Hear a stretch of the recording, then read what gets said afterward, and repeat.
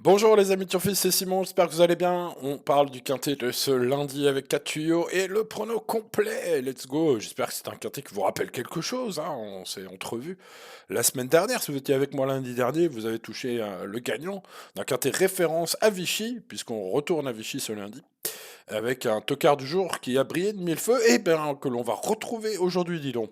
Alors, il a pris du grade, vous allez le voir, on va en parler, mais commençons tout d'abord par mon préféré, si vous le voulez bien, Gloire du Perche. Alors, Gloire du Perche, ce 14, c'est sa course, hein. En tout cas, Monsieur Seguin, son mentor, son entraîneur, est très chaud, hein. Je l'ai senti vraiment confiant. Aujourd'hui, c'est le jour du rachat pour Gloire du Perche.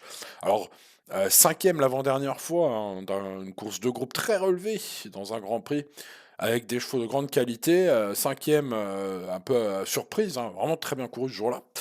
Aujourd'hui, déféré. La dernière fois, c'est mal passé, mais j'ai l'impression qu'on a mis les petits plats dans les grands pour aujourd'hui. L'engagement est magnifique, les chevaux n'ont rien à voir, hein, avec les engagements qu'a pu avoir Gloire de Perche il y a quelques temps. Bref, ce 14, ce serait peut-être le bon jour pour suivre ce cheval en relative bonne confiance, malgré parfois qu'elle soit pas trop fiable cette jument, hein. Gloire du Perche, peut-être un peu tout ou rien, mais il y a plus de chances que ce soit tout que de chances que ce soit rien, à mon avis, avec ce 14. Giborwell, allez, on passe au quintet référence de lundi dernier, ici même, hein, où Giborwell courait très très bien, ce numéro 13, il avait tout à fait la pointure, il montrait ce jour-là qu'il avait tout à fait la pointure pour terminer encore plus près, puisqu'il finissait bien, mais derrière Hérodivel, ça doit vous tilter, lundi dernier, Hérodivel était dans la case tocard du jour, il s'est imposé à 22 contre 1 dans le quintet référence, donc de lundi dernier, bref, il devançait Giborwell. Alors l'impression visuelle me semble aller quand même plus vers Giborwell, hein, qui devrait prendre sa revanche s'il a un parcours un peu plus offensif aujourd'hui, ce numéro 13. Et la forme sous forme de montante, hein.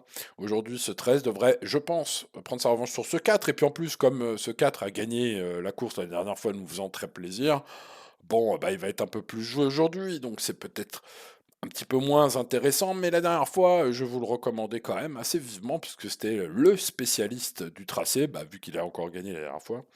Il a 80%, il était à 80% de réussite, hein, la semaine dernière, bah, vu qu'il a gagné, il doit être à 85%, quelque chose comme ça. En tout cas, il était à 8 sur 10 de mémoire, donc là il est à 9 sur 11. Je vous laisse calculer. Les amis, bref, ce 4, c'est encore le spécialiste du jour. On va le garder en mode choco. Alors du coup, en tocard du jour, je suis allé chercher un gros risque, puisque bah, si vous voulez, sur mes trois préférés, le 14, c'est le meilleur cheval de la course, le 13 et le 4, ce sont les chevaux les plus en forme, de forme la plus sûre possible. Donc on est sur trois chevaux, très logique, hein, 14, 13, 4. Bon, on va essayer de tenter quelque chose pour une grosse cote, pour l'un de nos tickets.